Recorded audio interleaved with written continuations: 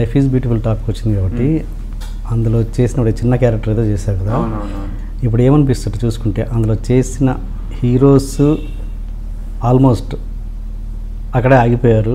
నువ్వు చేసిన చిన్న క్యారెక్టర్ చేసిన విజయ్ ఇప్పుడు స్టార్ హీరో అయ్యాడు.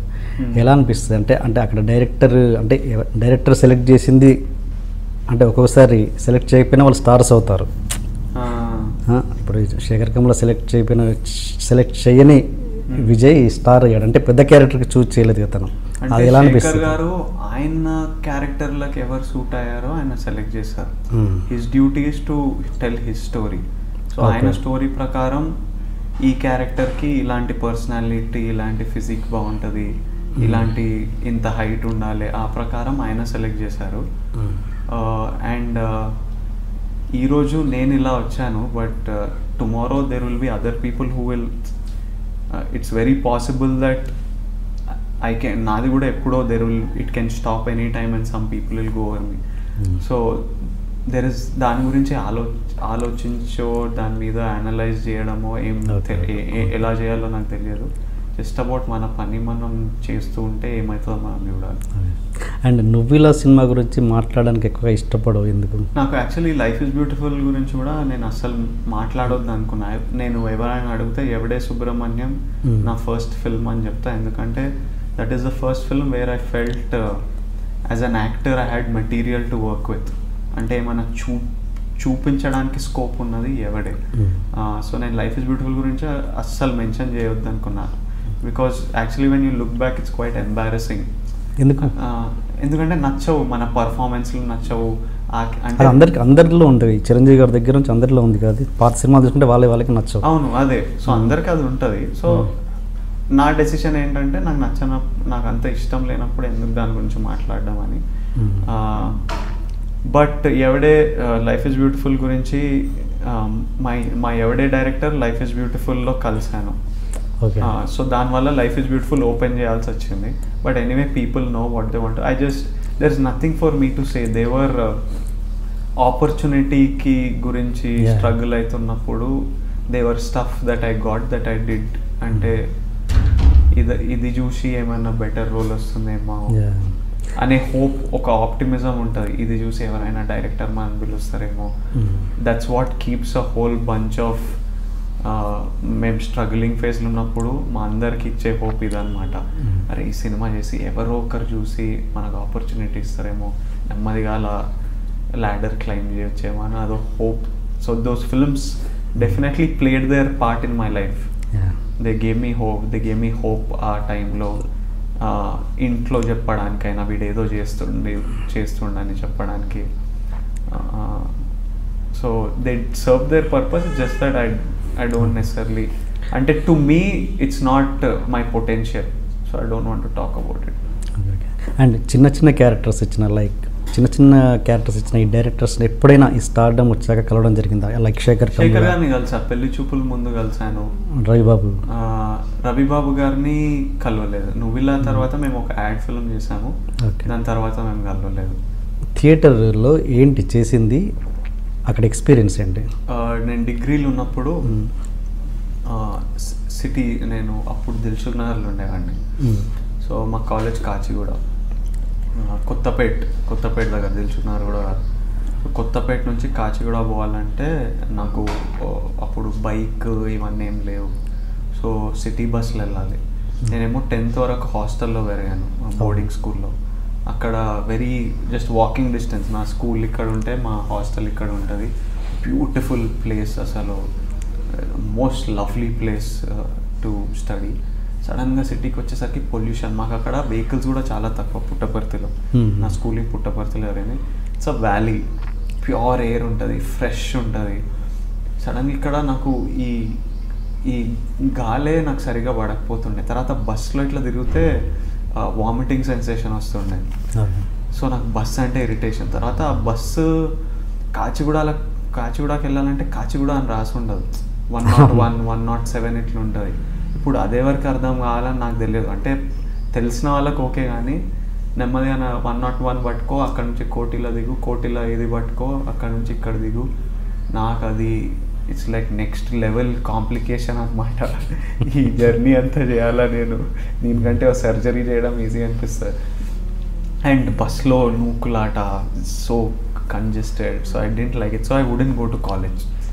ఆ జర్నీ తట్టుకోలేక మ్యాక్సిమం అవాయిడ్ చేస్తుండే కాలేజ్. అంటే కొంచెం లేట్గా లేసి మమ్మీ ఈరోజు ఒకే పీరియడ్ ఉంది, అది ఆల్మోస్ట్ అయిపోయింది, వెళ్ళి వేస్ట్, అలా ఏదో కథలు చెప్తూ I would study at home. ఆ బుక్స్ ఉంటాయి కదా, we can study at home actually. So ఇంట్లో చదివేసేవాడిని, కొన్ని అస్సలు అర్థం కావు, అవి ట్యూషన్ పెట్టుకొని ఇంటి దగ్గర పెట్టుకొని చదివేవాడిని. ఇంకా టైం వేస్ట్ అవుతుంటే డాడీ ఎందుకురా టైం వేస్ట్ చేస్తున్నావు, మనీ వేస్ట్ చేస్తున్నావు, నా డబ్బులు వేస్ట్ చేయకు, నీకు ఏం కావాలో చెప్పు, దాంట్లో జాయిన్ చేస్తా, ఇప్పుడు వంటోడు అవుతావా హోటల్ మేనేజ్మెంట్లో జాయిన్ చేస్తా, క్రికెటర్ అవుతావా క్రికెట్ కోచింగ్లో జాయిన్ చేస్తా. ఓకే, ఆ స్టోరీ అంతా తెలుసు. నేను అది ఆ థియేటర్ ఏమంటారు, ఆ థియేటర్లో నేర్చుకున్న ఎక్స్పీరియన్స్ ఏంటి? Theatre open me up.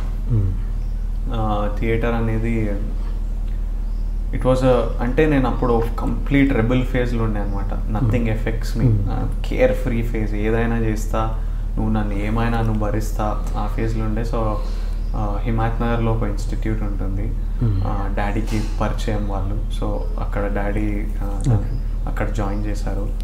So అక్కడ ఒక 2 months వర్క్షాప్ చేశాను. It gives you a base, అంటే కొంచెం ఇట్ బ్రేక్స్ ద మోల్డ్. అంటే మనం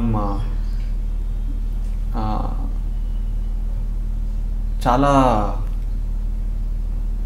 అందరం చాలా ఏమంటాం, ఫ్లెక్సిబుల్ అవుతారు, అంటే జస్ట్ బ్రేక్స్ యూ ఓపెన్. అందరం మనం చాలా స్టిఫ్ ఉంటాం కదా, అంటే ప్రజెంటేషన్ ఇస్తుంటాం, that this is my image and నేను ఇలాంటి వాడిని అని. లైక్ ఐఎమ్ సాఫ్ట్ స్పోకెన్, నా పర్సనాలిటీ ఏంటంటే నేను ఇంట్రోవర్ట్, నేను ఎక్స్ట్రోవర్ట్, నేను మాట్లాడతాను, నేను కూర్చున్నప్పుడు ఇలా, నా వాకింగ్ స్టైల్ ఇలా. యాక్టింగ్లో నువ్వు ఇంట్రోవర్టా ఎక్స్ట్రోవర్టా సాఫ్ట్గా మాట్లాడతా, you should be able to do anything.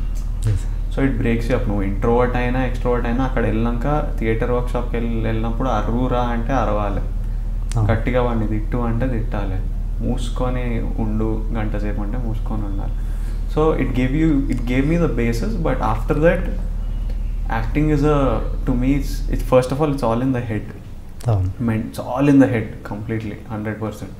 So how much you can think, I think what differentiates actors is the brain, and how they see each thing. వాళ్ళకి వచ్చే ఒక సీన్ నాకు ఇస్తే ఒకలాగా చేస్తా, ఇంకో యాక్టర్కి ఇస్తే ఇంకోలాగా చేస్తారు, ఎందుకంటే వాళ్ళకి వేరే ఐడియా వస్తుంది.